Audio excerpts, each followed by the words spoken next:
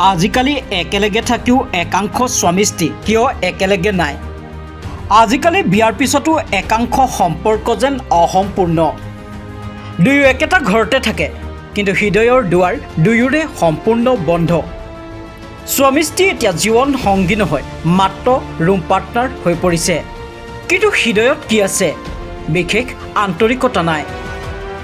স্বামী স্ত্ৰীৰ সম্পৰ্ক এক মধুৰ সম্পৰ্ক, বৈবাহিক জীৱন মধুৰ জীৱন, যদি থাকে তেওঁলোকৰ মনৰো মিলন। বৰ্তমান সময়ত স্বামী স্ত্ৰীক লৈ জৰ্দাটন যাদৱৰ এটা বিশেষ ফেচবুক পোষ্ট। ইতিমধ্যে তেওঁ এই পোষ্টটো সামাজিক মাধ্যমত ভাইৰেল হৈ পৰিছে।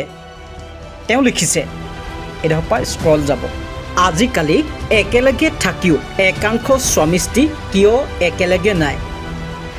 আজিকালি বিয়াৰ পিছতো একাংশ সম্পৰ্ক যেন অসম্পূৰ্ণ। দুয়ো একেটা ঘৰতে থাকে, কিন্তু হৃদয়ৰ দুৱাৰ দুয়োৰে সম্পূৰ্ণ বন্ধ। স্বামী স্ত্ৰী এতিয়া জীৱন সংগী নহয়, মাত্ৰ ৰুম পাৰ্টনাৰ হৈ পৰিছে। এতিয়া প্ৰেম কল আৰু মেছেজত নাই। এতিয়া ইয়াক কেৱল চিন আৰু ইগন'ৰলৈ সলনি কৰা হৈছে। কথা পতা হয় কেৱল লাইটৰ বিল, পানীৰ বিল, বজাৰৰ সামগ্ৰী, সন্তানৰ স্কুল ফিজ, টিউশ্যন ফিজ ইত্যাদিৰ। কিন্তু হৃদয়ত কি আছে? বিশেষ আন্তৰিকতা নাই। কিয় এনেকুৱা হৈছে? কাৰণ এতিয়া সম্পৰ্কত সময় নাই, ধৈৰ্য নাই, যোগাযোগ নাই, আৰু আটাইতকৈ ডাঙৰ কথাটো হ'ল বুজাবুজি নাই।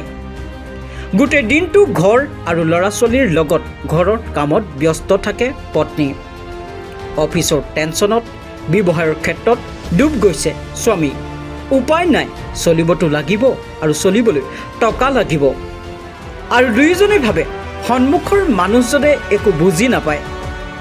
আজিৰ আটাইতকৈ ডাঙৰ সত্য, আমি প্ৰতিদিনে ঘণ্টাৰ পিছত ঘণ্টা মোবাইলৰ স্ক্ৰীনলৈ চাই থাকোঁ, ৰীল, ভিডিঅ', শ্বৰ্টছ ইত্যাদি। কিন্তু আমাৰ সন্মুখত বহি থকা ব্যক্তিজনৰ চকুলৈ চাবলৈ আমাৰ এবাৰো সময় নাই। আমি আনৰ পষ্টত লাভ আৰু কেয়াৰ ৰিয়েক্ট দিয়াত ব্যস্ত, কিন্তু আমাৰ সংগীক মৰম লগা হাঁহি এটা দিবও আমাৰ সময় নাই। এতিয়া ইগ' ইমানেই ডাঙৰ হৈ গৈছে যে চৰি বুলি ক'লে পৰাজয় যেন লাগে। আৰু তাৰ ফল কি?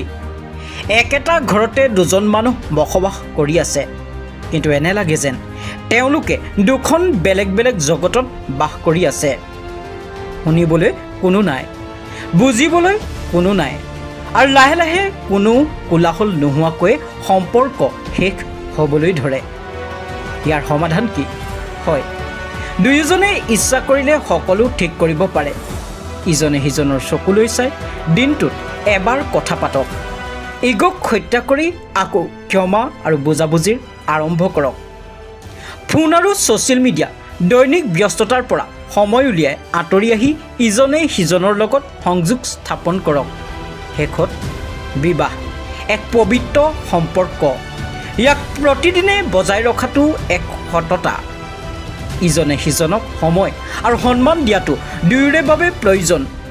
যদি আপুনি ব্যস্ত, আপুনি যদি কাষত নাই, কৰ্মসূত্ৰে বেলেগ ঠাইত আছে, তেতিয়া আপুনি সময় উলিয়াই ফোনত হ'লেও নিজৰ সংগীক সময় আৰু গুৰুত্ব দিবলৈ চেষ্টা কৰক।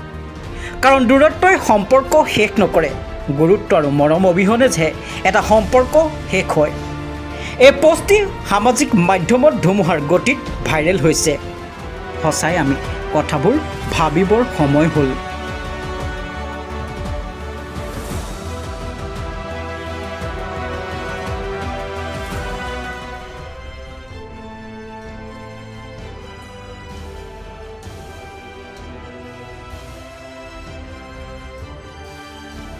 News Desk report.